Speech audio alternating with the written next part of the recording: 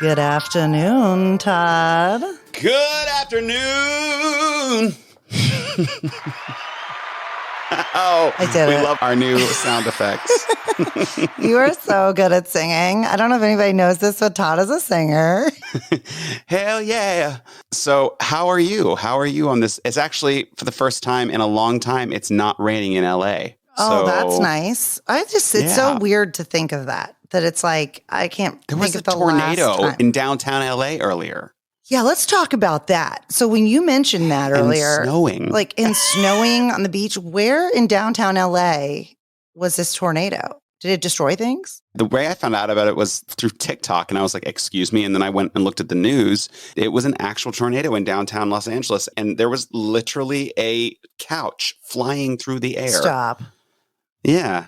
So did it destroy like any buildings or anything, or did it just take a couch? It did, mess up a couple cars, and some people got injured, but it wasn't cute. It was like end of the world. I need to go look this up now. Like, because I don't know if I'm sure somebody took video, right? I mean, if there's a TikTok about it, it's got to be something. I'm not going to TikTok to look at it, but I'll look it up on the news. But no, other than that, what have you been up to? What have I been up to? I did a ship recently. I'm getting ready to go to Barbados in a week to join a celebrity ship. So that should be fun. I'm going to try to get a tan, although I tried this time and... Yeah, what happened? I'm still Casper. I don't know what's going on, but at least I'm the friendly ghost. Yes, you are friendly Casper. I'm going to do that. And then I'm coming to Charleston. Yes. Which hopefully I'll be around for the Oxygen Ball again this year. Yeah, you better be. Yeah, I hope that will take place. But what about you? What are you up to? Well, I've been getting ready for said Oxygen Ball.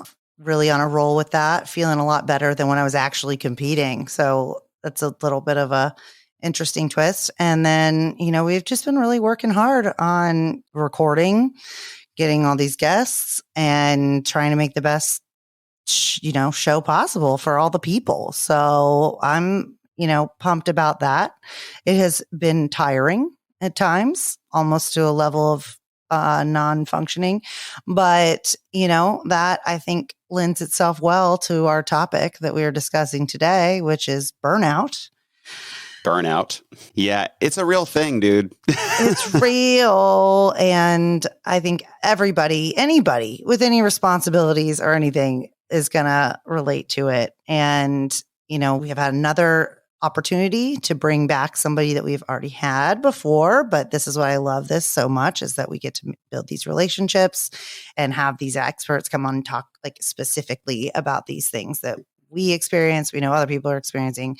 So we got to see Joelle again today, and she got to tell us all about how we can stop doing this to ourselves, which is exciting. 100% Joelle Maletis. Yes. We're so happy to have her back today. I know. We get into it later, but she just gives such great advice. I think a lot of people are going to come away with this with some solid, practical steps to handling things. So could you go ahead and tell everybody a little bit about Joelle? Does not know about her? Absolutely, Laura. Joelle is a world-renowned international speaker, psychotherapist, trauma expert, and author of a TED Ed PTSD video with over 3.2 million views and available in 28 different languages. Her passion is mentoring, coaching, and supporting people while overcoming struggles that are keeping them from living a meaningful and balanced life full of fulfillment, joy, and contentment. By helping others see adversities as an opportunity to better themselves, she helps clients change their mindsets, achieve their goals, and create positive outcomes using post-traumatic growth. Her career highlights include being a guest speaker on ABC's 60 Minutes Beyond the Headlines, Switch YouTube live post, DOD's Higher Vets Medallion Award recipient, and several outstanding achievement awards for top female executive. Without further ado, we give you Joelle Maletis.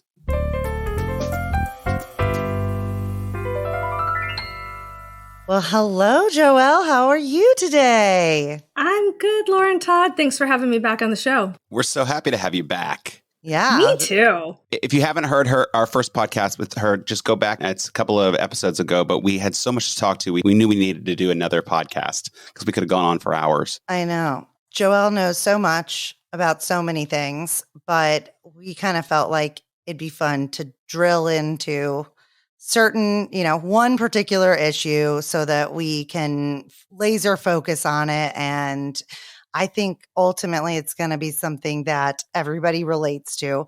But before we get into all of that, I did want for you to kind of introduce to those who have not listened or do not want to take the time to go, you should go back and listen to it, but to give a little bit of background on, about yourself and the work that you do. Sure. Thanks for asking. And yes, please do listen. It's an amazing show. But I'm a licensed marriage and family therapist, and I have a clinical PhD in psychology. I work under my marriage and family therapy license. And what else can I tell you? I have a trauma-focused clinic in California, and we now are in a few other states. So I think that's new since we talked last. And some new exciting products that I'll tell you about at the end that has happened since we talked last. So we really work with all different kinds of trauma. We specialize working with military first responders. We work with a lot of refugees and people who have experienced war that are not necessarily in the military. So we have this interesting niche, and we're in the middle of Silicon Valley. So we also have the Google, Apple, LinkedIn, CEO, C-suite folks as well that come to the clinic.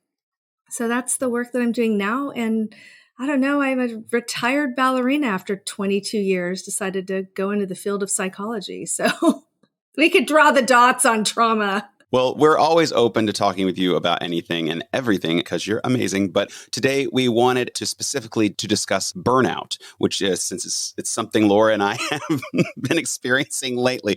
But can you explain to our listeners what burnout is exactly? Yeah, I think, especially now post-pandemic, most people that we talk to and that I just even hearing on other podcasts and other experts talk are experiencing this concept of burnout where we're working, more than we ever have before. We're working usually out of our homes, or most of us are still working out of our homes, and that kind of juggling between work and life. And if those that are raising families and starting relationships, ending relationships, all of this really impacts our happiness, right? And our functionality. So for me, I like to think about burnout is when our daily life and living and our functioning is starting to diminish, right? And a bunch of different things that happen. Some people report that they feel apathetic, or they have that kind of meh, like I always call it the Eeyore syndrome, right? It's sort of that wah, wah, wah kind of response, right? Other people, exactly, that one. Ta-da! And other people say that, they notice that they're irritable, right? They're not sleeping, their, diet, exercise, habits change significantly, their relationships change significantly, they feel less fulfilled. And so there's a lot of reasons that cause burnout. But for the most part, when we think about it, it's really when our life isn't just working for us the way that we want it to anymore. Yeah, I think it's a really good summation of that, because I think it can manifest in a lot of different ways that we will dive into. But I think a big thing for us to kind of differentiate between is just being stressed, and like kind of what's the difference between just being stressed and actually reaching that burnout period, and what would you personally categorize as excessive and prolonged stress that would lead to that? Yeah, it's such a great question and a little bit of a complicated answer, believe it or not. We think, oh, well, a lot of stress, you end up being burned out, right? There's two different kinds of stress. We have good stress and we have bad stress. So when we think about good stress, we think about things that are, for example, buying a house, right? Having a baby, starting a new relationship, starting a new job, all of these things, we kind of judge and we put that in the quote, air quote, good category, right? Because they're exciting times, getting married. And yet there's a huge amount of stress. We know that buying a house, starting a new job, getting married, becoming a parent are some of the most stressful life experiences that we can go through, right? So, and yet they're good times and it provides us joy, fulfillment, happiness. So we have these things that we call eustress or good stress. And then we have all of the stress that we are familiar with, all of the things that we put into this quote bad category, right? And so prolonged chronic stress can turn into burnout. It can turn into anxiety, right? Which is more than just worry. And it can move also into the body, and we have physical illnesses that can come from stress, right? People report, chronic fatigue syndrome, fibromyalgia, adrenal fatigue. So, and I'm not an MD. These are, heart attacks, right? Things like that come from prolonged stress. So burnout is more in this area of it's too much stress. Sometimes it's good stress is included in that category, right? So too much stress, mind, body, and soul, right? Our body can't take much more of it. We're in this constant cortisol dump and these stress hormone dumps all the time. Emotionally, we're fatigued, right? We're not getting enough sleep. We're fatigued in relationships, especially if we're dealing with toxic partners, right? Or toxic people at work, whatever that looks like. We're not able to balance the happy moments in life with the stressful moments, right? So we move into this state of burnout, and it does affect us mind, body, and soul. We just start to shut down. And so that's a little bit different than having something that is an acute stressor, which has a beginning, a middle, and an end. So if you think about buying a house, right, you buy it. It doesn't mean the stress of owning the house goes away. It's that the event has a starting point, a middle point, and an end point. And so with burnout, it doesn't map out. Yeah, like there's almost like a checklist with like those events, and then you're done with the checklist. Now we move on to the next phase or whatever. And that, I think, keeps your mind a little bit more not in like a same thing, just beating you down. Then you go on to new phase. Yeah, because we don't really recover, right? Because we're all about the hustle, especially in our culture right now. And so we don't buy a house and go, great, now I'm going to take a month of a vacation. Like I am not in that financial situation to do that, right? So we don't give ourselves time to recover even from good stress. And so we kind of weave in and out of these moments of highly stressed, and then we're like, okay, cool, awesome, checked all the boxes. Now I'm on to the next stressful thing. And then now I'm on to the next stressful thing. And sometimes we're reacting to the stressors that are coming into our life. And sometimes they're self-imposed, right? When it's good stress, we're putting ourselves in those stressful environments. But we never really give ourselves time to rest. Right. And sort of like put a nice bow on that and go, okay, that was really stressful. And now I need a little recoup before I jump into the next thing. We just keep going. Just said we don't give ourselves time to recover from good stress. What would be defined as good stress? Yeah. So that's the stress that comes from happy events, right? The stress sometimes that comes from adrenaline rushes. So when we think about somebody who loves to jump out of airplanes or drive their car fast or ride a motorcycle or who's attached to the adrenaline, right? That's a stressor. It produces a significant amount of stress on our mind and our body, and yet we get an endorphin rush from that. It's all, essentially chemically kind of producing the same thing as cortisol going into your system, but it's like your mind processes it differently in a way of being like, okay, well, that was temporary, as opposed to when does this end? When does the cortisol stop? We usually think of burnout in the context of work, like, oh, I'm so overworked. I had back-to-back meetings and it just won't stop.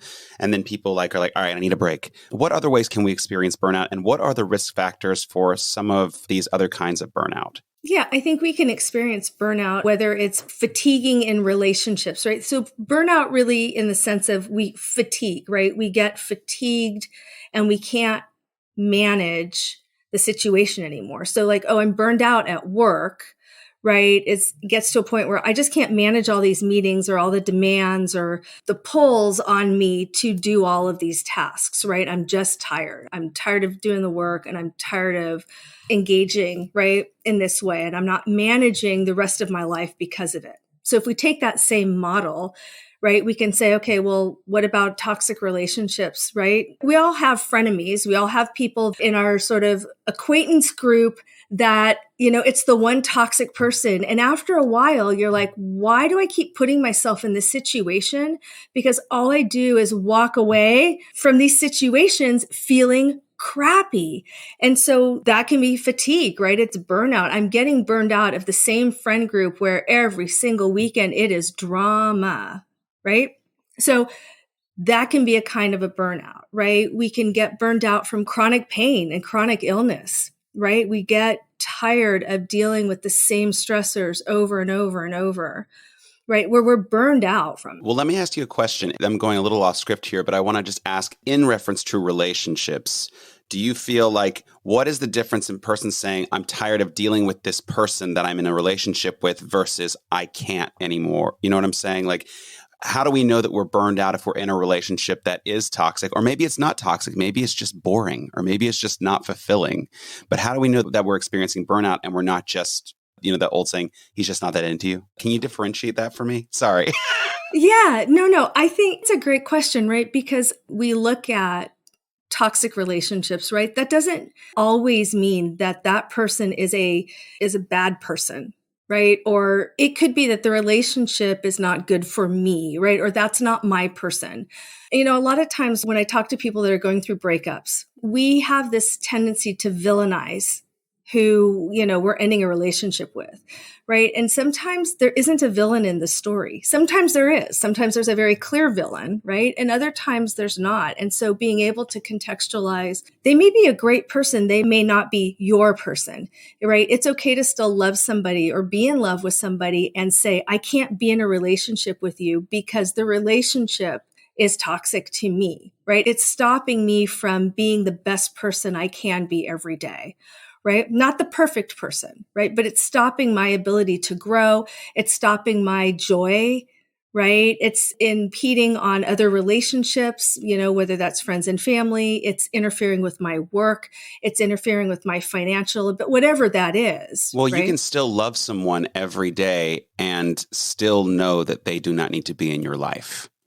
Absolutely. So burnout with relationships I see it a lot of times when people are in relationships with substance users, right? Or substance abusers, where after a while they're so burned out, right? Of like, I'm tired of going to Al-Anon meetings. I'm tired of understanding. I'm tired of being supportive. I'm tired.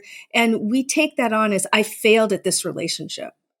Right? Instead of saying like, I'm burned out from emotionally being available and on, right? All the time. And that also kind of reminds me, like when we were prepping for this, I was, looking at all the different kind of the ways that this can manifest. And I saw a lot of references to, compassion fatigue, that a lot of people that are in like jobs such as, being a caregiver or even being a caregiver at home, that can cause this kind of, I'm just tired of always having to put these other people first. And I'm not ever first. It's sad. You basically at a certain point, like your brain can only handle so much, you can only handle, it's hard to put yourself first. And also when your job or whatever is on the line, to continue to do that. So I think like kind of a part of it is if you're feeling that way in a relationship, then maybe that's a sign that it's not great for your mental health. But then how do you deal with like the guilt of like leaving that person if they're in a bad place? I'm sure that people that have a substance abuse partners with that, like how do people handle that mentally, or how do you help them handle Stuff like that is a disease. So it's like, am I tired of the disease? Am I tired of that person? Am I tired of the situation? Totally. And the guilt and the shame, right? So it's guilt, shame, and blame. It's that magic trifecta of guilt, shame, and blame, right? And so it's like, I understand that this person that I love more than anything has this disease and they can't necessarily control it. I certainly can't control it. I didn't cause it, can't control it, right? Can't contain it. And yet it is impacting my life. And so sometimes that's the therapy work, right? With people who have compassion fatigue and have burnout is, what does that mean for you, right? What does that say about you? If you say, I can't do this anymore, right? Or I'm not willing to do it anymore, how do we work through the guilt? Because guilt is about my behavior, right? Shame is about what I think about myself. So if I can't do it anymore, what does that say about me? Well, I'm a failure then. So that's the shame, and the blame is, oh, I'm a failure because of this thing, right? That finger pointing, right? Well, if, she didn't have this disease, then I would still be in a relationship with her. That's that blaming piece, right? The guilt is about my behavior. I feel guilty because I left. right? So it's so convoluted. And when we get to these places of compassion fatigue, burnout, they are traumatic in a sense too, right? So we now are dealing with trying to hold it all together, right? And feeling like I just can't. So again, what does that say about me? So we get into these negative thinking, what we call negative core beliefs, this part about our personality or our ego, right? Or ethos. If I do this thing, then I'm that thing, right? If I can't take care of my children because I don't feel well, I'm a bad mom. Well, is that true? No, absolutely not. We all get sick. We all have a hard time. There's no perfect moms out there, right? We put these paradigms in place. And so with burnout is if I'm burned out and I can't go to every meeting, there's the person next to me that can, and they're not burned out and they can do it. So what does that say about me, right? If I can't be in a relationship with somebody who's abusing substances, there's a million other people that can. What does that say about me, right? So we're constantly putting ourselves up against others, which makes it worse, right? Because then we don't leave. Then we're more burned out. Yeah. And it's like we always say on here, it's like, you can't give from an empty cup, but it's hard to find the line of like, I'm just tired. I need a break. And like, this is untenable. Like I cannot, like, this is no longer kind of what I can do. And I think that kind of leads, we've covered a little bit of it, but I think it'd be nice to kind of tell others and ourselves what some major signs and symptoms of burnout are to a point where when do you know it's time that you need to get help? So for me, it's patterns, right? So what's a reasonable amount of time? And that's going to be different for every person, right? Somebody might say, I can do this for 2 weeks. Somebody might say, I can do this for a year, right? So what's a reasonable amount of time? And really honestly looking at yourself in the mirror. What's a reasonable amount of time, right? How long do you think you can maintain the status quo if nothing changes, right? And how are you going to know? So it's asking yourself that question. Well, how am I going to know if this is getting worse? What are going to be the signs? Am I isolating even more? Do I not sleep even more? Am I, losing weight, putting on weight? What does that look like? Right? And then trying it on first, because it's too scary to say, this isn't working. I'm going to make this change. And then, okay, cool, click, go. That's too hard. It's too scary. So we try it on. Okay, if I can't do this anymore, what would it look like? What would it feel like if I did something different? And then what is that difference, right? What's that thing going to be? So if I were to leave the relationship, what would I look like? Well, are you financially dependent on the person you're in a relationship with? So what does that mean? How much money are you going to need to survive, right? What kind of work are you going to do? If you have children, what's childcare going to look like? So you start trying it on. And it's that pre-contemplation of change or that cycle of change starts to help, right? Ease us into being willing to make changes because we start to feel like we have more control. When we feel like we're totally out of control, we react and we are constantly reactive, right? As opposed to being able to be in control of our emotions and our environment, our experiences, and then make decisions. So I always start clients with, drawing a circle. I'm like, draw a circle on a page, put yourself in the middle of it. Put inside the circle all the things you can control. What can you control? My sleep, my diet, my exercise, what I wear, how I behave, how I show up emotionally, right? Things like that. And then on outside of the circle, what are all the things that you cannot control, right? Everybody else. Yeah. Oh my God. That's so true. Yeah, it's absolutely true. And how do you think, like, say the person stays and they don't address the fact that they're burned out? What happens when you don't address it and how can it affect your life? It's, again, really unique for each person, right? Typically, relationships fall apart. We see all sorts of things happen. Relationships fall apart. People lose themselves. They can be codependent. What else? Infidelity. happens when people feel like they're losing themselves and they're burned out. I keep asking for this thing over and over and over. You're not giving it to me, but the person over there will. Right. And I don't know how to end, or I can't end the one relationship before I start the next one for whatever reason. Right. I think we see a lot of different things happen from when people fatigue in situations. Same thing with the job, right? Yeah. And I think a lot of the things you mentioned before is like it starts to manifest as anxiety or fibromyalgia or any of that, where you are trying to like white knuckle it through because you can't see a way out. And then ultimately it's going to come out some way. Like there's no way to just continue on in that direction. And so I think it's great what you said about like kind of what are the things you can control and what can't you control. It's almost like also making like a pros and a cons kind of list. And it may even almost be that simple at times, I think, to be like, well, because almost on paper you see it and you're like, okay, I'm literally doing this just because I feel bad about, hurting somebody's feelings or something. But at the end of the day, if this ends in you then ultimately still hurting their feelings because you just keep pushing through, or it ends and you ultimately end up becoming ill, then what's the benefit to that? I think that that's a really good way of looking at it.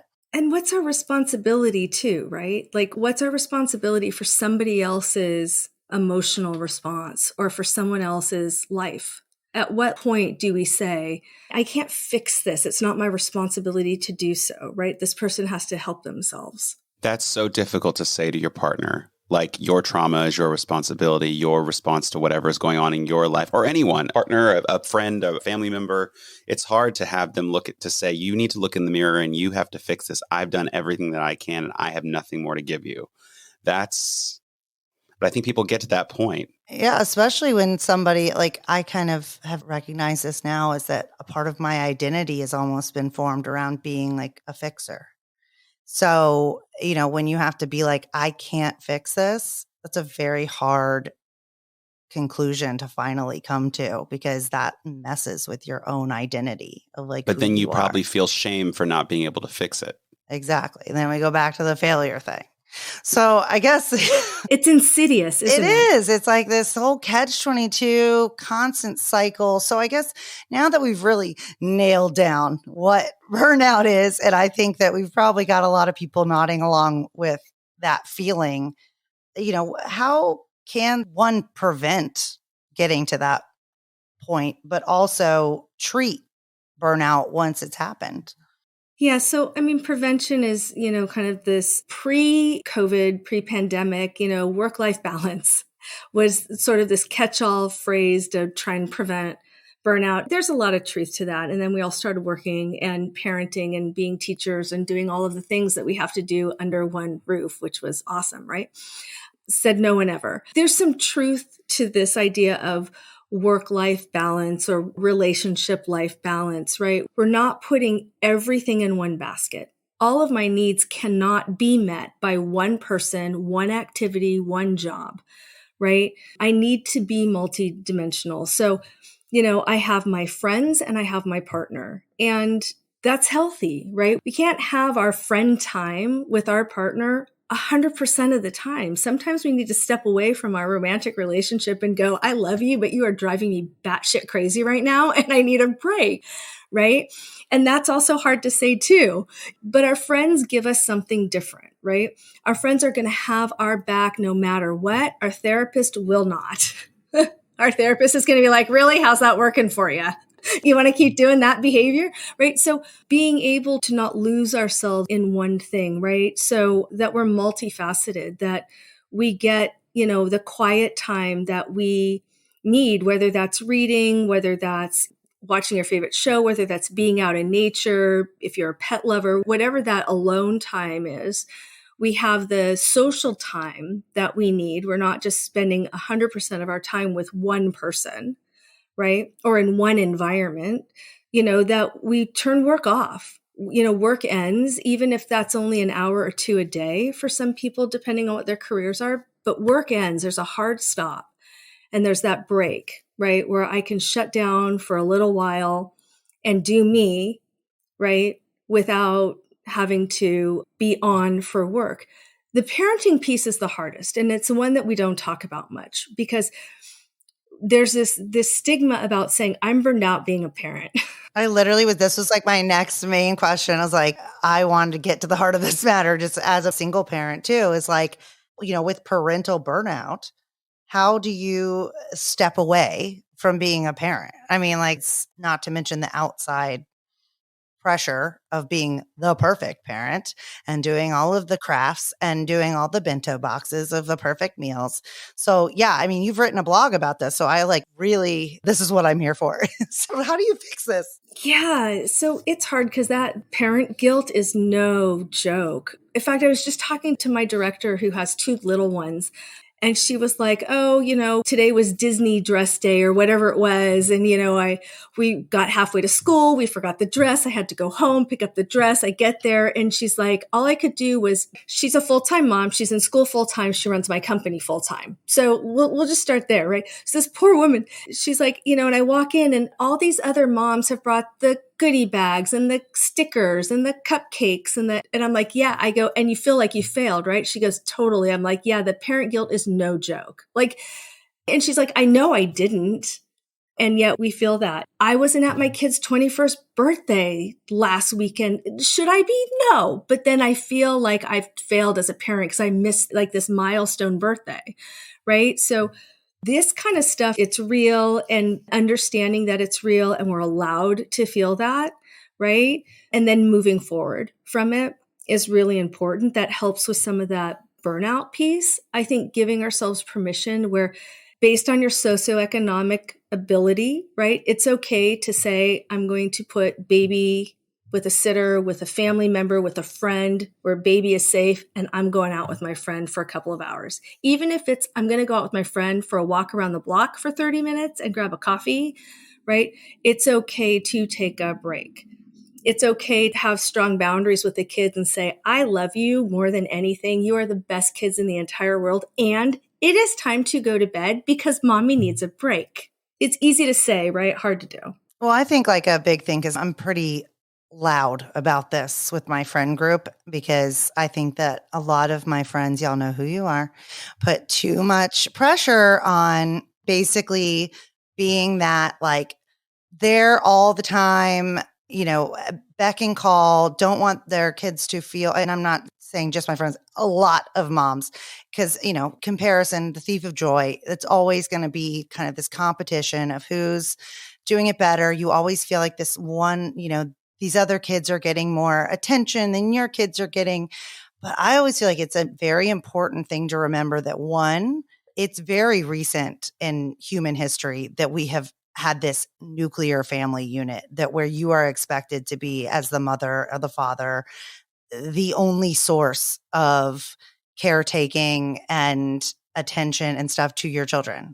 People always say it takes a village. No, it literally did take a village, back in the day. So this is not natural, really, but also that ultimately it creates independence for your children to not have this mommy and daddy are everything. And I want to get everything that I want. And I do get everything that I want all the time. It's almost like the same as putting up boundaries for relationships and friends of I'm not your one source of everything. And I agree that permission, I feel like, is so important, as you said as well, much easier said than done. But if I could do anything and shake people into, essentially not falling into that guilt trap, is that this isn't really the way it has always been. So I think social media also has put enormous pressure on that of look at what I'd made for my kids and look at all these decorations they did. And I swear when you brought up that Disney thing, it was so triggering. These dress up days, I'm just like, why does my child even have a uniform? Because 2 days of the week are whatever day, it's this carrot day. We're dressing up. It's why you do. Okay. So anyways, I'm gonna get off my high horse about that. But I think that that's a big pressure that a lot of moms feel in particular and not so much dads. You don't think the dads, wait, hold on. You don't think the dads experience like the same? Do you think it's just different for moms? I don't think that's universal, but I think there definitely are dads. Like I personally do know dads. I know some very, very hands-on fathers that go nuts if they're not with their children 24/7, or they feel like they have FOMO that they're going to miss something or they're going to not show up. The judgment among dads is real too. I don't know if y'all know. It's very much, from my friends who do have children and my brothers and stuff, it is very much when they're at their group events and, the dads are watching each other's behavior as well. And I agree with you. But there's a lot more pressure on the mother for sure, especially amongst other moms, I can imagine. It's still, this kind of old heterosexist gender norm crap where moms do this and dads do that. And I think, like you said, with social media, there's a lot of stereotypes and social norms out there that I don't think where we're at anymore. And so, yeah, I mean, we absolutely see that from dads. I see a lot, especially again, in being in Silicon Valley, where dad isn't necessarily the primary, financial, sometimes it's dual income. And then there's this split of like, okay, well, we're both really high powered, C-suite people. So who's taking the baby, who's doing this, who's going to soccer game. And so there's a lot of stress, like you said, the fear of missing out. So I think it's probably where people live in the country, what they do for a living, and kind of there's so much more to that. I think parent guilt, it's real. It's almost like the labor division too. So like when it comes down to it, if the mom got more going on, the dad's going to need to, or is expected to, step it up, and then they go into that same role. It's just like the roles have now started to kind of even out, I think, a little bit more. So I agree, Todd. I don't think it's, just moms. It's just more of how that works. I do have a question circling back here to burnout. Do you believe certain people are like predisposed to burnout? That's such a great question because it really is asking this idea of resiliency, right? What makes somebody resilient? And, there's research on both sides. There's actually good research on both sides that says, yes, if you don't have resiliency or grit, you are more prone to being, having burnout or compassion fatigue, anxiety, so on and so forth. And then there's research on the other side that says, it's, nurture, not necessarily nature, right? Or nature versus nurture kind of an argument. So I think it really is very specific to individuals. I can just talk about me, right? Like my children are now young adults. When they were little, and it was me, and then me trying to take care of them and going back to school and working full time and being a full-time mom. And then doing that on my own. I went through a divorce when they were 1 and 3. And I was very blessed to have a good co-parent. I was still a single parent though. It was rough and I felt burned out a lot. And I felt like I didn't have a choice, right? Like I didn't have the quote luxury to be burned out. If I didn't get up and take care of them, nobody was going to, right? And so is that resilient? I don't know. I mean, when I talk to people about that, or when I go to therapy, because yes, therapists see therapists, and we talk about, oh, look at how you were so resilient and look at all of these things you did. I'm like, yeah, but I didn't have a choice. Well, that's a very interesting narrative because that's actually not true, right? I could have had my parents come and help me or a friend. They could have gone to their dads that day. There's all these things that could have happened, but my narrative is I didn't have a choice. And so I kept doing it, right? And so I think some of it is about our value and how we see ourselves, right? And this idea of, are we open-minded, strong, resilient? Is that how we see ourselves? In which case we're going to keep pushing through until burnout smacks us in the face because we don't catch the signs of like, God, I'm really fucking tired. I am really tired and I need a break. Because we're like, I can do it. I'm strong. I'm resilient. And so I don't know how helpful that is, right? Where other people will say, I'm not resilient at all. And it's like, yeah, but you wake up and you go to work every day. Their internal monologue is, but I'm not resilient. It's like reframing. Like you just have to kind of reframe how you see the situation and be open, I think, to alternatives as opposed to what you just got fixated in your brain of what is the best partner, who we see as the best parent or even worker. Like, I mean, I think there's a lot of people that there's sometimes external expectations, but a lot of it's internal, especially people that are like CEOs or whatever. It's almost like everything's got to be bigger, better. Let's keep going, going, going. And with that kind of house analogy, like just take that and times it by like your life as opposed to just a house. I know the feeling on all the sides. So I think it comes down, I think, a little bit to that same permission, like that you're allowed to feel that way. But if you don't make a change about it, then, what are we doing here?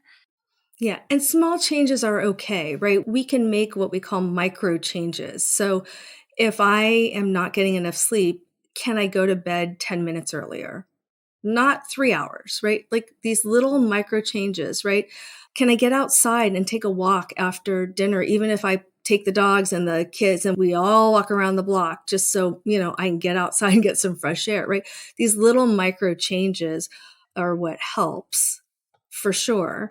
And I think too, this idea of burnout, compassion, fatigue, and resiliency, they're new norms. Like when you talk about sort of the nuclear family, part of that is in the US, there's a cultural explanation for the nuclear family of why we are now the way that we are. And there's some historical issues with that, political, economical issues.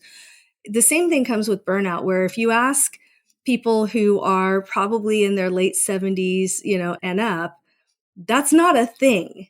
You got up, you went to work, you did, it's kind of like suck it up, buttercup. And I'm not saying that that is better by any stretch. It's just as generations go on, as we have more emotional intelligence, we're starting to realize, right, some of the impact of that thinking. And for those of us who were raised in a house where it was like, suck it up and keep going, you keep doing that, right? So is that resilience? What is that? Or is it a bad cycle? Is it a bad cycle? Right. So this idea of micro changes, right? How do we make small changes? Because those small changes stack up and become really big change over time. And it's actually a short amount of time. What we know from research is it takes, 4 to 6 weeks to make a behavioral change.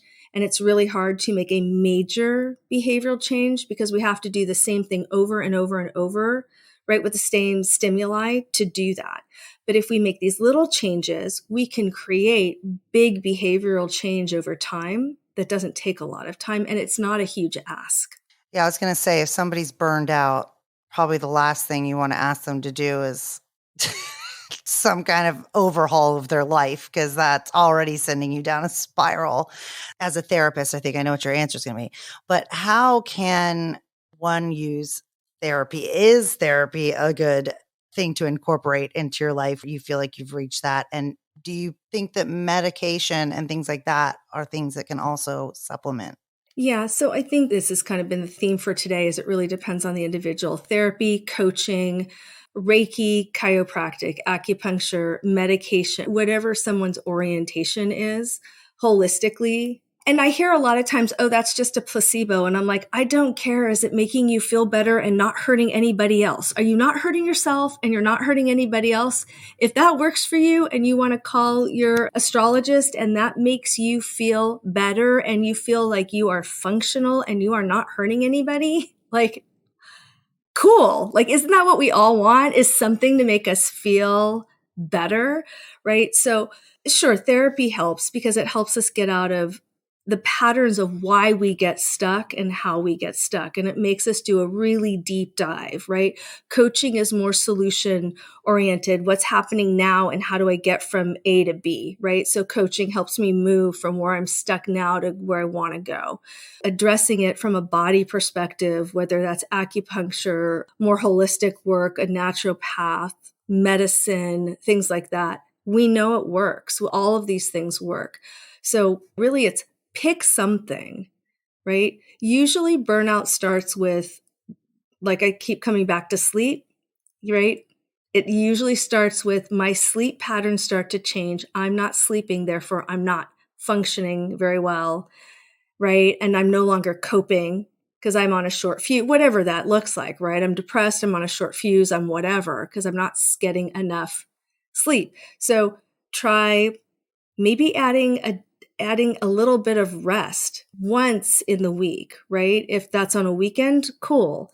If that's going to bed a little early, cool. If it's been binge watching your favorite show and not opening up your computer or your phone, cool. Like, just try something, even if it's once, right? And see how you feel. I don't actually say, do you feel better or worse? I say, do you feel lighter or heavier? Because sometimes making change is very painful and I don't actually feel better. I don't feel better leaving a toxic relationship. I actually feel worse, right? I know it's better for me, but I don't feel better. So then it's like, do you feel lighter? And most times people will say, I feel so much lighter, even though I'm going through this heartbreak and it hurts, right? My body feels lighter. Emotionally, I feel lighter. I'm sleeping a little bit better, right? Even though I'm grieving. So I look at that. How do you feel in your body? How do you feel in your mind? How do you feel emotionally? Lighter or heavier? That's such a great way to look at it. I mean, even just you breaking that down, like if you leave a toxic relationship, do you feel lighter? And it's like, yes, but you'd probably feel like shit. But you feel like your free time, like the amount of time that you're having to devote to that toxicity is now dramatically reduced. So, you don't have to worry about that aspect of it anymore. And I think almost even getting over that hump of like saying it out loud, of like actually saying this is not good for me. And even though you can still grieve and mourn that, it's still, at least that one little part is behind you. That thing that you've been building up in your head this whole time, that's like the scariest aspect of it, is over. And doing that practice, right, or the rehearsal. So it's like, you go in the car if you're contemplating whether or not you should be in a relationship currently, right? Go in your car, find a place where you can be completely alone and talk out loud, have the conversation. What does it look like if I leave? What does it look like if I stay? What do I actually want? Like, write it down and then throw it away. Don't put it in your phone. Just actually take a pen and a piece of paper. And then there is something really cathartic. Actually, DBT, dialectical behavior therapy, has you write stuff down and then rip it up. There's something very cathartic about ripping paper. And I'm going to write that it down right now and then rip it up. But I mean, actually, I'm going to write it down and actually do it. With clients, I joke and I call it my I hate you letter. But one of the homework assignments I give clients is, it starts with, I hate you because, and then you fill in the blank and you write until you have nothing else to say. And I don't care how ridiculous it is. And I wish I could take credit for this, but I learned this in psych school in the early 2000s, right? And I remember writing this letter to this one person, and I think it was about 10 pages. I know, obsessive. I remember writing in there, I hate you because you can't spell. I hate you because you don't like cheese. And now every time I tell this story, I still laugh, right? That's where it got to this point of being ridiculous, until it was just this complete emotional release, right? That cathartic release and I just sobbed and sobbed and sobbed. And then talking to my therapist about this and handing her the pages, and she goes, don't give them to me. And I said, what do you mean? Don't you want to read it? And she goes, no, I want you to rip it up. And I'm like, I can't do that. She's like, why do you need to hold on to this? That's where I was stuck, right? Why do you need to hold on to this? And it's like, got it. I don't. So tear it up. And then just like every single page into like confetti and walking out, and not like I said, I was emotionally exhausted and so much lighter. And it was like, And that's not a letter that I would have given that person. That would have made me feel worse. It was purely for me, right? So it sounds silly, but it works. And don't leave that stuff out. Shred it, get rid of it, flush it down the toilet, don't care, right? It could cause more problems if you leave. It's going to be like, oh no, I can't spell, I promise. I know, I really do like. Okay, so we have obviously covered a lot about burnout, but we did want to highlight that you help others with all other kinds of issues, including PTSD, CPTSD, and eating disorders. What are some of your other areas of expertise? And can you tell us again how people can reach out to you and or receive assistance for your practice for these issues? Oh, Oh, thanks for asking. Yeah, so I have an amazing team. We are trauma-informed, trauma-focused, but we work with most mental health issues that people have and lifespan issues. So everything from anxiety, depression, bipolar, eating disorders, trauma, right, to loss of job, recareering. For me, empty nesting, that's been a really, really fun one in my life lately. We run the gamut. I've got a great team. And so you can find, it's my name. I know you're going to drop it in the show notes, but it's joellemaletis.com. Or if you follow our socials, we have a lot of videos and skills. Every day we put up at least 2 different skills.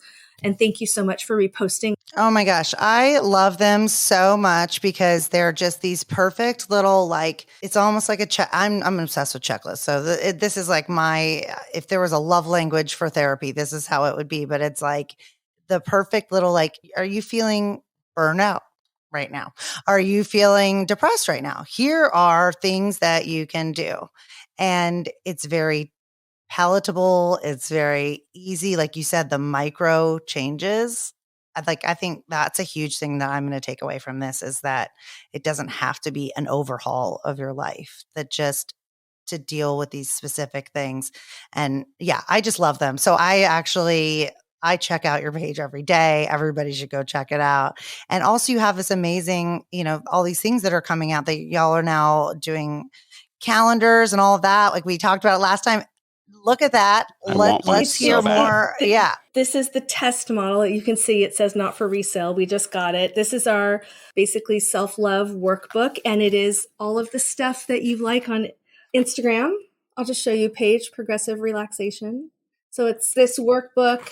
And the idea is that it's motivational skills that you can do to increase self-love in 31 days. We have a whole series we're doing: worry, burnout, coaching, anxiety, you name it. So this is the first one, but it is meant to be 5 to 15 minutes a day, and you do it for 31 days. And we hope, based on the research, that you'll see an improved increase in your self-esteem. So you can find that on our website. It's coming out soon, probably, I think another 4 weeks. It's like we're just finishing the final tests. I'm super excited.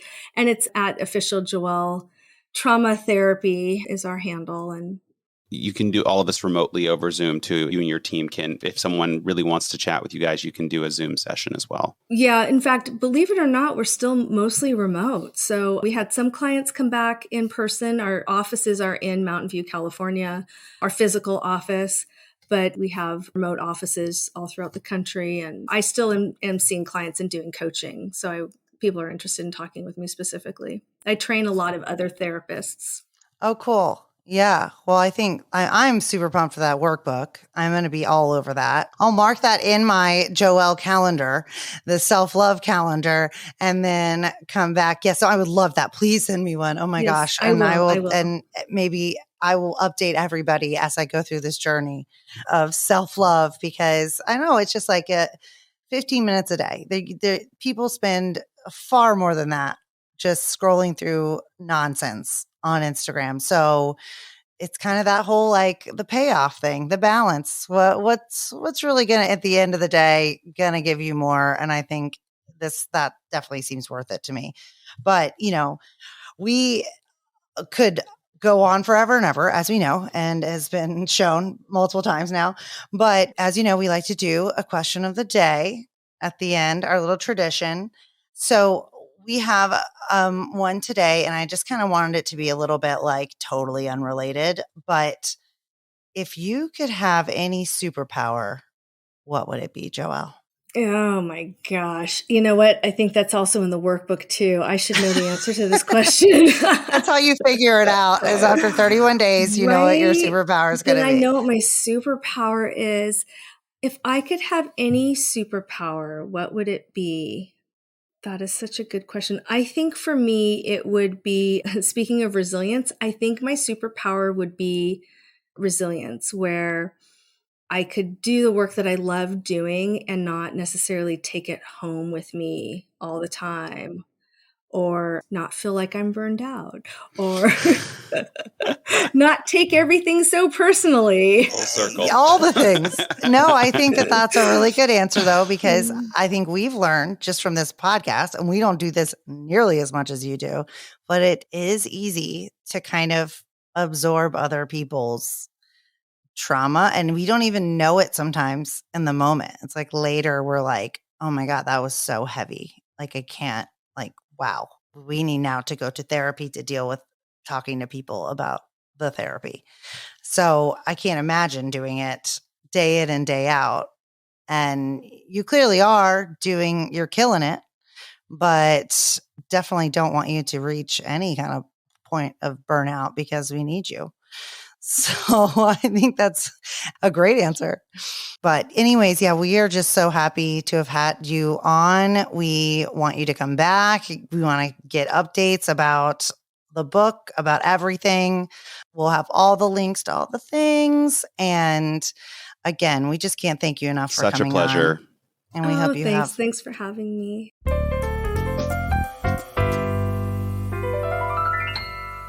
All right. What did you think? She's so great.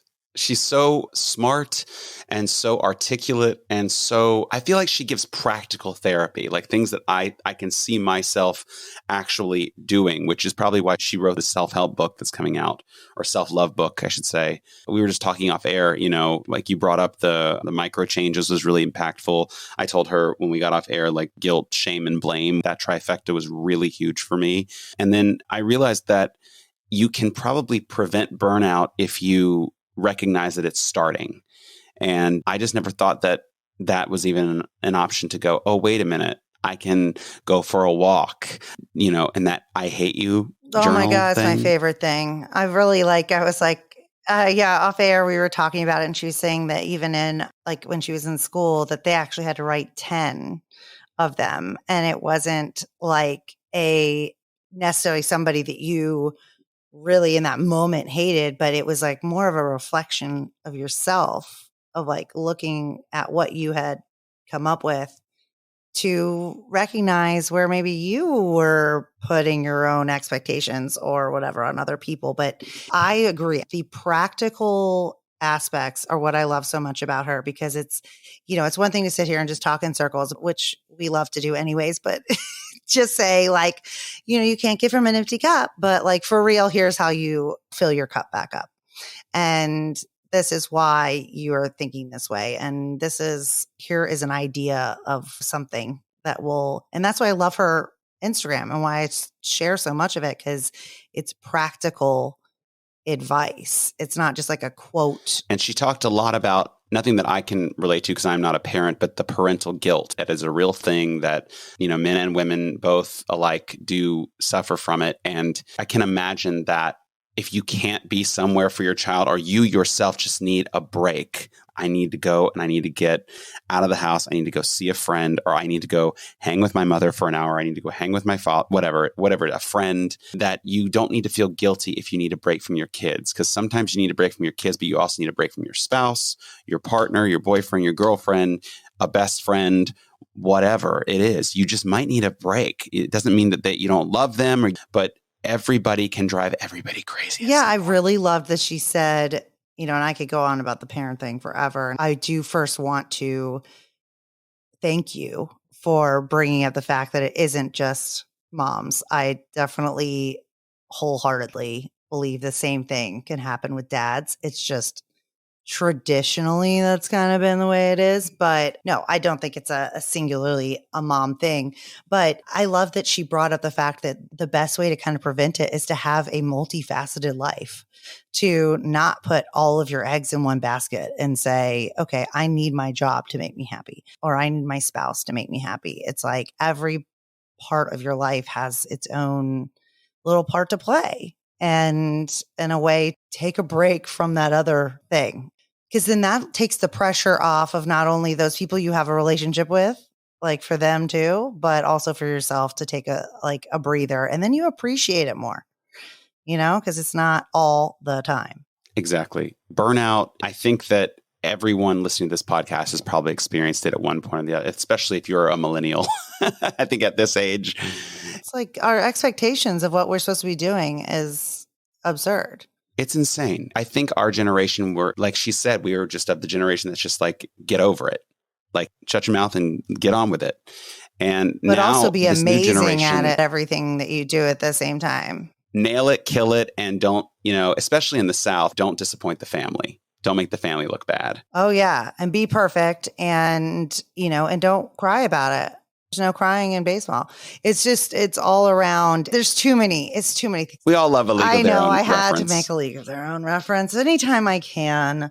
But no, I think overall it was a very important message, especially for us, because, as a lot of people, I probably have realized that we had to take a little break for a little bit because there was a little bit of burnout going on, not just like with this, but with everything. When we were talking about trauma, it was our lives, but it was also just talking about trauma and people that we interviewed. I mean, look at Frank Mink. We interviewed him. He was, former head of the neo-Nazis, like talking about his trauma. I mean, we needed days after that episode. You hung out with him and all that. I did. It was too much, but I'm glad that we recognized that we needed a break, and now we're going to come back. This season 2 is already proving to be very rewarding and cathartic, and I think very uplifting. And speaking of that, question of the day, if you could have any superpower, Laura, what would it be?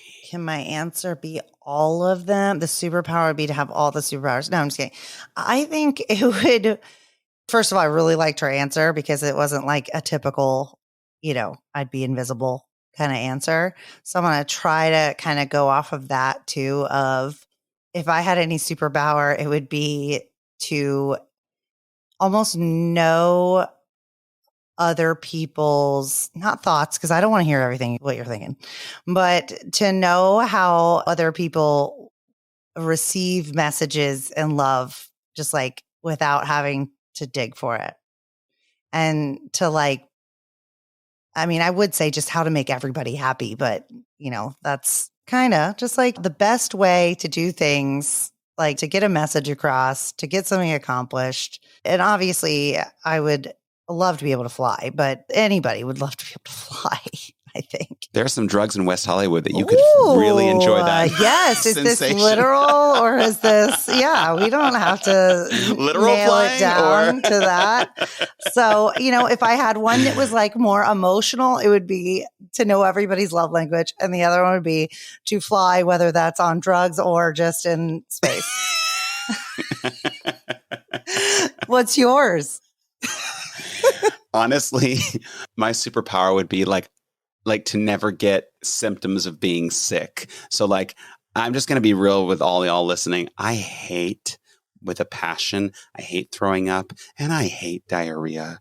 Diarrhea for me is the worst situation ever created on man. I don't know why God, the universe was like, you know what we're going to do? If something doesn't agree with your stomach, we're going to have you on the toilet for we got to get rid of it. You got to can't. get rid of it. How else are you going to, is it going to ooze out of your skin? I just no, but throwing up literally is I will do everything in my power to avoid throwing up, unless it is coming out projectile. Sorry, everybody listening to this is probably disgusting, Todd. But you know what? You all feel it too. I know all of you don't want to, be around that porcelain circle.